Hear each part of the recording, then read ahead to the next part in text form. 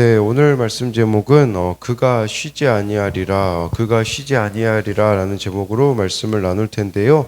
이렇게 제목을 잡은 것은 18절에요. 나오미가 룻에게 하는 말이 보아스가 이 일을 성취하기 전에는 쉬지 아니하리라고 말하고 있습니다. 이게 의미하는 것은 하나님께서 보아스를 통해 반드시 일하실 것을 믿고, 네, 또 하나님께 이것은 모든 것을 맡기는 태도라고 할 수 있습니다.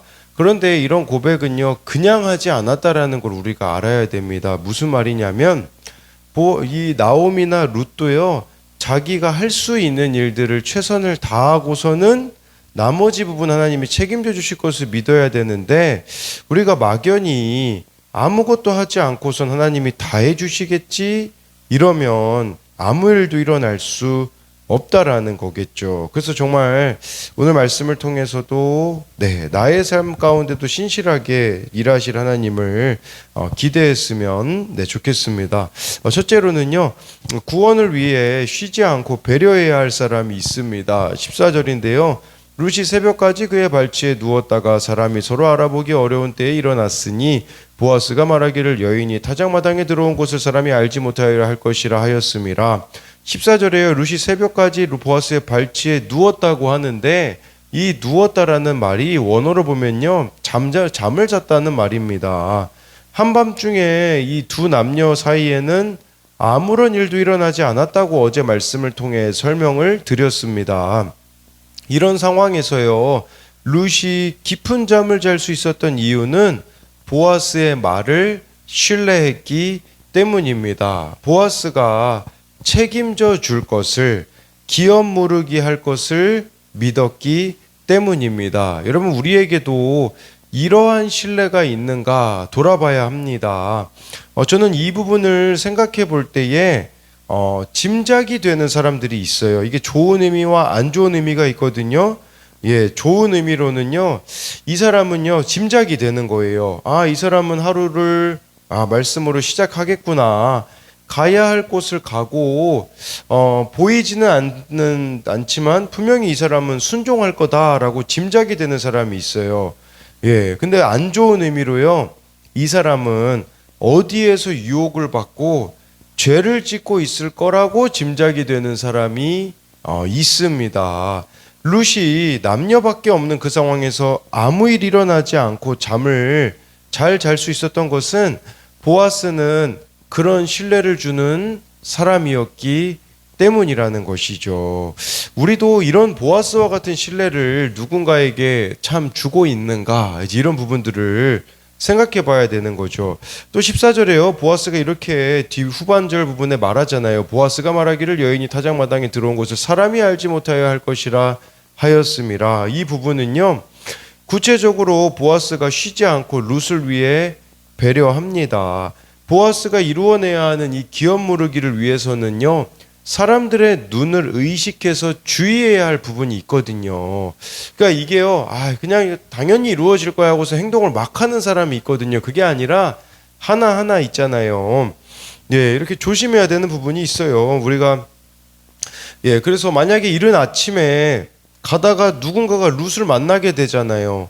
그러면 이상한 소문이 날 수도 있고요. 지금 이루고자 하는 기업 무르기가 취소가 될 수도 있다라는 거죠. 이것이 의미하는 바가 뭐냐면요, 사소해 보이지만 구원을 위해 우리가 지키고 적용해 가야 되는 것들이 있다라는 거죠.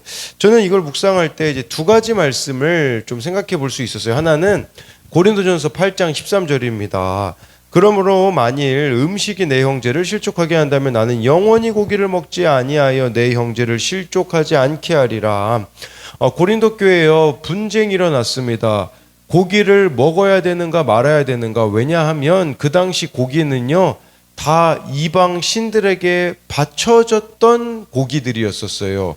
근데 믿음이 강한 사람은요, 먹어도 문제가 되지 않는다고 바울이 말하면서, 그러나 내가 고기 먹는 게 누구를 실족하게 하면요, 나는 영원히 고기를 먹지 않겠다라고 바울이 말하고 있는 거죠. 나의 어떤 행동이, 나의 어떤 말이 누군가를 실족하게 한다면 영원히 우리가 주의해야 되는 모습이 있어야 되는 것이죠. 또 한 가지는요, 요한복음 8장 6절에 예수님의 모습입니다.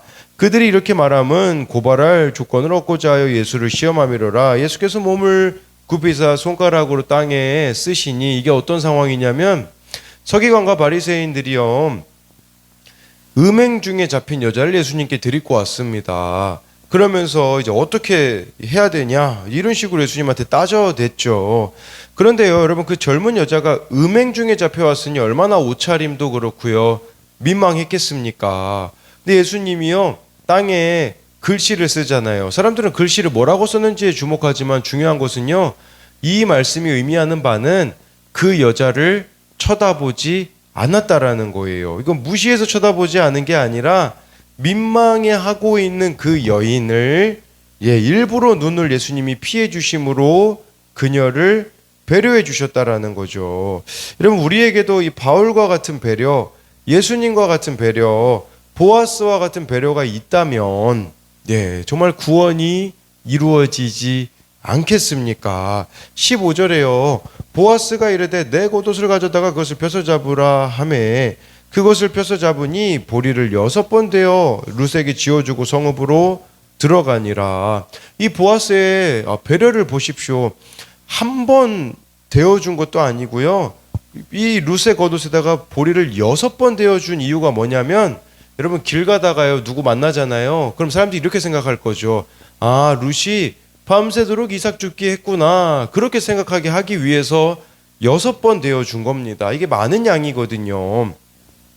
그 또한 이것은 룻의 시어머니에 대한 보아스의 배려였다라고 할 수 있습니다. 김양재 목사님의요, 내 인생 최고의 선택 책에 이런 내용이 나오더라고요. 가지고 와봤는데, 누군가와 상담을 할 때 상대는 용기를 내어 하기 어려운 이야기를 했는데 정답만 말하고 끝내서는 안 됩니다. 내가 줄 수 있는 도움이 무엇인지 살피면서 먹을 것도 먹이고 나누어 줄 것도 나눠주고 상대방의 처지를 공감하면서 사랑을 표현해야 합니다 하면서요, 정답만 말하면 관계가 서먹해집니다. 직접 당해본 적도 없고 상대방의 고난에 같이 아파하지 않으니 머리로만 정답을 내놓는 것입니다. 각자 믿음의 분량도 다른데 내 생각만 강요하면 거리감만 줄 뿐입니다. 상대방에도 믿음의 분량이 있습니다. 내 믿음대로 강요하지 말아야 합니다. 상대방의 입장에서 세밀한 배려가 있어야 구원을 성취할 수 있습니다 라고 나와 있는데요, 정말 마지막에 상대방 입장에서 세밀한 배려를 하고 있는 이 부분은 바로 보아스가 지금 룻에게 하고 있는 것처럼 우리 또한 상대방 입장에서 세밀한 배려를 해야 되는데, 이게 어디서 나올 수 있을까요? 저는 이 부분이 기도에서 나올 수 있다는 생각이 들더라고요. 정말 그 사람을 위해서 기도하면요, 어떻게 다가가야 될지 그게 되어지는 것이겠죠. 그래서 이것에 대한 두 가지 적용은요, 나의 삶 가운데 누군가를 실족하게 할 만한 요소는 무엇이 있습니까? 다른 사람을 배려하기 위해 내가 해야 하는 것과 하지 말아야 하는 것은 무엇입니까? 정말 이 룻이 그냥 드러나게 되면 아직 기어무르기가 안 된 상황이기 때문에 누군가는 실족하게 할 수밖에 없기에 이렇게 보아스가 이렇게 배려한 걸 말하는 거고요. 또 한 가지는요, 구원을 위해 쉬지 않고 배려해야 할 사람은 누구입니까? 어떤 구체적인 배려를 할 수 있습니까? 예를 들면 보아스의 보리 6대를 준 그런 배려를 볼 수가 있는 것이겠죠. 그래서 이런 부분들을 생각해 볼 수 있고요. 두 번째로는요, 내가 해야 할 일을 하고 하나님께 맡길 부분은 맡겨야 합니다. 16, 17절인데요. 룻이 시어머니에게 가니 그가 이르되 내 딸아 어떻게 되었느냐 하니 룻이 그 사람이 자기에게 행한 것을 다 알리고 이르되 그가 내게 이 보리를 6번 되어 주며 이르기를 빈손으로 내 시어머니에게 가지 말라 하더이다 하니라. 16절에요. 여기서 나오미가 내 딸아 어떻게 되었느냐 하잖아요. 사실 히브리어로 보면요, 이렇게 나와 있지 않아요. 내 딸아 어떻게 되었느냐가 아니라 너 누구냐 이렇게 되어 있어요. 너 누구냐. 왜 근데 나오미가 룻을 보고 너 누구냐라고 했을까요? 이건 무슨 말이냐면 너 신분이 달라졌니? 너 어떻게 결혼하기로 했니? 이렇게 물었다고 볼 수 있어요. 그것에 대해서 룻이 대답하는데 17절에요. 보리를 6번 데워주어 빈손으로 시어머니에게 가지 말라고 했다고 해요. 예, 이 대답을 보면요. 룻은 자신이 무엇을 했다라는 생색이 하나도 나와 있지가 않습니다. 저는 그런 생각을 좀 해봐요. 순종이 당연한 사람은요, 생색이 없습니다. 그러나 어쩌다 한번 순종하는 사람들이 그렇게 많이 자기 자랑과 생색을 내죠. 그러니까 이 룻의 생색 없는 태도에 대해서 우리가 생각해 봐야 되는 말씀이 있어요. 그건 뭐냐면 누가복음 17장 10절에 예수님이 하신 말씀이에요. 이와 같이 너희도 명령을 받은 것을 다 행한 후에 이르기를 우리는 무익한 종이라 우리가 하여야 할 일을 한 것뿐이니라 할지니라. 이 태도인 거죠. 나는 무익한 종입니다. 마땅히 해야 할 일을 한 것뿐입니다. 라는 태도가 우리에게 있다면 여러분 우리가 하나님의 일을 하고 자기 자랑이나 생색을 낼 수가 없는 것이죠. 다시 17절로 돌아와서요. 나오미가 룻의 말을 들었을 때 어떤 단어를 듣고 감격했을까요? 아마 나오미가요 룻의 이야기를 듣고 감격했던 단어는 뭐냐면 17절에요. 빈손으로 내 시어머니에게 가지 말라 하더이다. 이 빈손이라는 단어를 들었을 때 하나님이 진짜 나에게 은혜를 베푸셨구나를 나오미가 깨닫고 감격했을 거예요. 왜냐하면 이 빈손이라는 이 부분은 룻기 1장 21절에 나오미가 유다 베들레헴에 돌아왔을 때 이렇게 이야기합니다. 내가 풍족하게 나갔더니 여호와께서 내게 비어 돌아오게 하셨느니라. 여호와께서 나를 징벌하셨고 전능자가 나를 괴롭게 하셨거늘 너희가 어찌 나를 나오미라 부르느냐 하니라. 여기 나오미가요 비어 돌아오게 하셨다. 내가 빈손이 되었습니다라고 고백한 적이 있잖아요.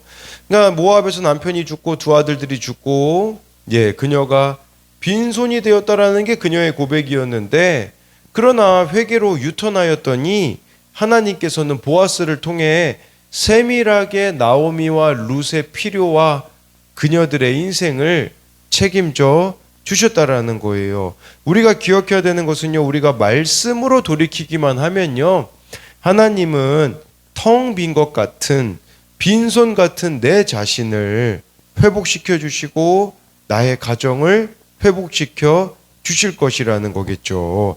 18절을 보면요, 이에 시어머니가 이르되 내 딸아 이 사건이 어떻게 될지 알기까지 앉아있으라. 그 사람이 오늘 이 일을 성취하기 전에는 쉬지 아니하리라 하니라. 나오미가요 룻에게 이 사건이 어떻게 될지 앉아있으라는 말은요, 자기들이 해야 될 일이 했기 때문에 나머지 부분은 기다리고 하나님께 맡기자는 거예요. 우리에게 이 태도가 필요합니다. 내가 해야 할 일은 내가 하면 됩니다. 그리고 나머지 부분은 하나님께 맡겨야 되는 거죠. 그리고 나오미는요, 그 사람이 오늘 이 일을 성취하기 전에 쉬지 아니하리라. 여기서 말하는 그 사람은 보아스를 말하는 건데요, 이제는요 인내하며 기다려야 할 때라는 것이에요. 교회를 다니지만 사람 살리는 것에는 관심이 없고 내가 해야 하는 이삭 줍기를 하지 않는 것은 기다림의 태도가 아닙니다. 하나님께서 하실 일을 기대하는 사람은요, 일주일 내내 말씀 보고 이삭 줍고 전도를 하고 기업 무르기를 해야 돼요. 여러분, 날마다 기업 무르기, 이 기업 무르기를 한다라는 것은 보아스가 예수님의 예표이기 때문에 성경은 여러분 예수님을 우리의 신랑, 우리를 신부라고 성경은 표현을 하거든요. 날마다 저와 여러분들이 신랑 되시는 예수님과 연합하면서 기다려야 되는 거예요. 근데 이 예수님과 연합에 대한 부분들을 우리가 생각해 볼 때에 저는 그 노래가 떠오르더라고요. 시인과 촌장의 가시나무라는 노래에 가사를 가지고 와봤는데 이런 가사가 나와요. 내 속엔 내가 너무도 많아 당신의 쉴 곳 없네. 내 속에 헛된 바람들로 당신의 편할 곳 없네. 내 속엔 내가 어쩔 수 없는 어둠 당신의 쉴 자리를 뺏고 내 속엔 내가 이길 수 없는 슬픔 무성한 가시나무 숲 같네. 여기서 당신은요 예수님을 말하는 거거든요. 예, 여러분 내 속에 정말 내가 너무도 많아 예수님이 쉴 곳이 없고 내 속에 헛된 바람들이 너무 많기 때문에 예수님의 편할 곳이 없는, 또 내 속에 이 어둠들 때문에 예수님의 쉴 자리가 뺏김을 당하고 있지 않는가를 보자라는 거죠. 예, 예수님과 연합은요 간단하죠. 어렵지만 그건 뭐냐? 내가 죽으면 되는 거겠죠. 내 자아가 죽으면 예수님께서 사시게 되고 연합이 이루어지게 되는 것이죠. 그게 우리들에게 참된 안식을 주는 비결이라는 것이에요. 어른용 큐티 묵상 간증에요. 아들의 구원이 성취되기까지에 보면요. 이분은 주식, 투기, 바람, 음주 등으로 온갖 죄를 짓고 살다가 죽을 뻔한 인생이었는데 주님의 전적인 은혜로 구원받아 지금은 예배와 말씀 중심으로 살아가고 있다고 합니다. 거기 이런 고백이 나오더라고요. 그런데 요즘은 아들이 저의 거룩을 위해 수고하고 있습니다. 아들은 마치 과거의 제 모습을 보는 것처럼 도박에 빠져 삽니다. 처음에는 아들에게 문제가 생기면 꾸짖거나 돈을 대신 갚아주는 방식으로 해결했습니다. 하지만 아들은 반성한 듯 하다가도 시간이 지나면 다시 도박에 손을 댔습니다. 저의 이런 인간적인 방법이 통하지 않으니 저는 루시 새벽까지 보아스의 발치에 눕는 순종을 한 것처럼 오직 주님 앞에 엎드려 저의 죄를 회개할 수밖에 없었습니다. 그러면서 이제 마지막 부분에요 이렇게 나오더라고요. 이후 말씀을 묵상하고 교회 소그룹의 일을 나누면서 아들이 분별 없는 저 때문에 도박을 끊지 못하고 있음을 깨닫게 되었습니다. 이제는 아들의 구원을 성취하기 전까지 쉬지 않으신 하나님 아버지의 마음을 알아 내 생각과 방법을 내려놓기를 원합니다. 그리고 아들의 세상 성공이 아닌 구원을 위해 말씀을 기준 삼고 주님과 공동체를 의지하겠습니다 라고 말하는데요.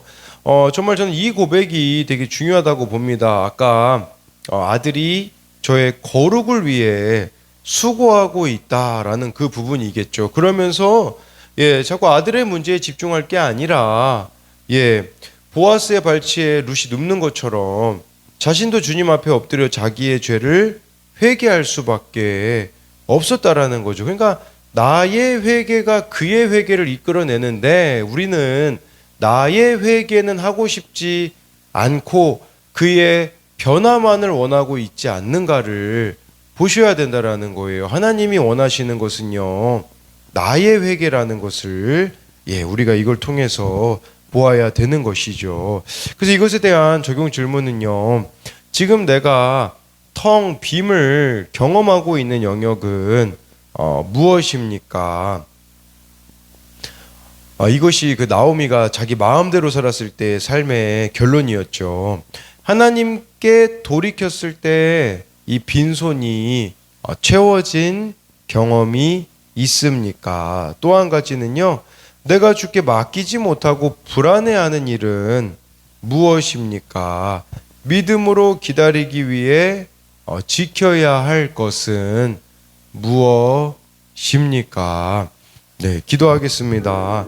살아계신 하나님, 정말 오늘 말씀에 보니 이렇게 룻이 그 한밤중에 잘 잘 수 있었던 것은 정말 보아스가 어떤 사람인지 알았기 때문입니다. 우리도 보아스와 같이 그런 신뢰를 줄 수 있는 정말 짐작이 되는 인생이 되기 원합니다. 이 사람은 지금 이 시간에는 예배 자리에 갔을 거야. 이 사람은 지금은 분명히 구원을 위해서 누구를 만날 거야. 이런 식으로 신뢰를 줄 수 있는 자가 되게 하여 주시고, 또 룻이 그 한밤중을 지나고 그냥 집으로 가다가 누구를 만나면 어떻게 해야 되는지, 또 실족할 수밖에 없는 사람이 있기에 실족하지 않게 하기 위하여서 보아스가 세밀하게 배려하는 것처럼 하나님, 우리도 정말 이러한 배려가 있기 원합니다. 그 사람의 입장에서 생각해보고 그 사람에게 맞는 방식으로 접근할 수 있는, 정말 사도 바울은 이 고기 먹는 게 누군가를 실족하게 한다면 난 영원히 고기 먹지 않겠다고 하는데, 하나님 우리의 또 삶의 부분에 있어서 누군가를 실족하게 할 만한 영역들이 있다면 그것들을 고쳐갈 수 있는 은혜들을 우리들에게 허락하여 주옵시고, 또한 빈손으로 텅 빔을 경험했던 나오미가 하나님께 돌아왔을 때에 그 텅 빔이 가득 채워지는 것을 봅니다. 그 비결은 유턴, 회개에 있음을 봅니다. 정말 회개는 유턴인데 사람들이 돌아서고 싶지 않아서 유턴이 이루어지지 않기에 계속해서 괜찮은 듯해 보이지만 결론적으로는 빈손으로 돌아가는 사람들이 너무나 많습니다. 하나님, 우리가 좀 하나님 앞에 유턴함으로써 이제는 예수님으로 가득 찬 삶이 되어질 수 있도록 우리들을 인도하여 주실 것을 믿으며 살아계신 예수님 이름으로 기도드립니다. 아멘.